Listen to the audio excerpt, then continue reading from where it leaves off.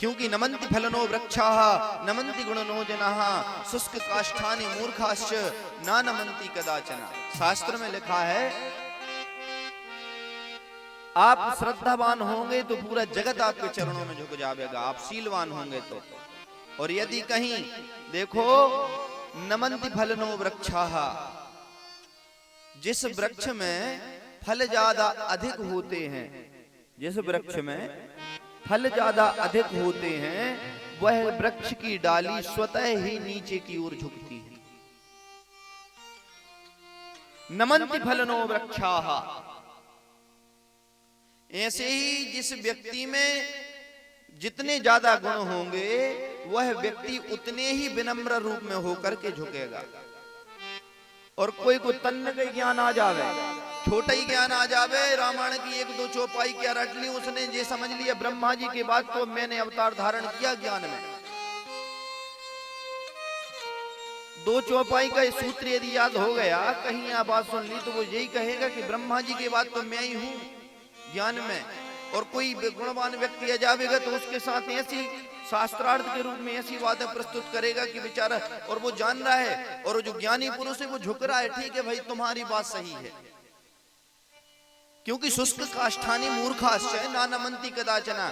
जो मूर्ख व्यक्ति होते हैं ये कई दो श्लोक रट करके अपने आप को बहुत बड़े विद्वान समझने लगते हैं। वह यदि कोई किसी ने कह दिया कि तुम जो बोल रहे हो वो बात गलत है तो भी वह मानेंगे नहीं, तुम गलत हो सकते हो, मेरी बात गलत नहीं हो सकती। क्यों? क्योंकि शुष्क काष्ठानि मूर्खाश्च न नमन्ति कदाचन। जैसे सूखी लकड़ी चट्ट से बीतती है, सूखी लकड़ी को तोड़ो तो वो चट्ट बीतती है, ऐसे ही नाम नमन्ति कदाचन। कम गुण वाला व्यक्ति अपने आप को झुकने नहीं देता, अपने आप को बड़ा समझा करके अपने आप को बीच सभा में बड़ा विद्वान बताता है। पर यह व्यवहार कौन में नहीं है?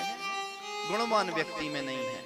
गुणवान व्यक्ति तो नमन्ति फलनो वृक्षाः नमन्ति गुणनो जनाः शुष्क काष्ठानि मूर्खाश्च ना नमन्ति कदाचन। इसलिए गुणवान बनो और गुणवान बन करके अपने आप को विनम्री बनाओ, तो ही तो जीवन की सार्थकता है। एक थोड़ा सा ज्ञान पा करके अपने आप को विद्वान बता करके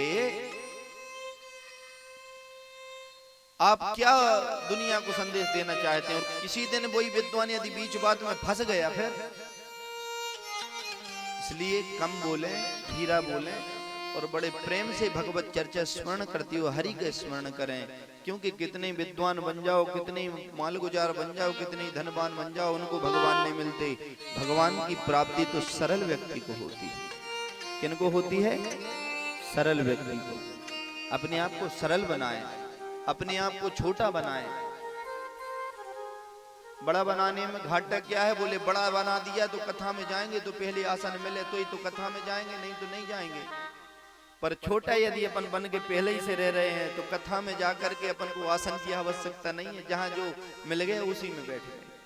ये छोटे व्यक्ति के लक्षण है। छोटे का मतलब गुणवान व्यक्ति के लक्षण है। सर्वोच्च तो ठाकुर बैठा है, सर्वोच्च तो ये बैठा है। और इसी गुण पर दयानिधि रीझ जाते हैं और भगवान कृष्ण स्वरूप लेकर के नंद बाबा के यहाँ प्रकट हो जाते हैं। नंदस्त्वात्मजुत्पन्ने जाता ह्लादो महामनाः आहूय विप्रान वेदज्ञान स्नातः सुचिरलंकृताः वाचित्वा स्वस्तेनं जात कर्मात्मजस्य वै कार्यामास विधिवत पितृदेवार्जुनं था।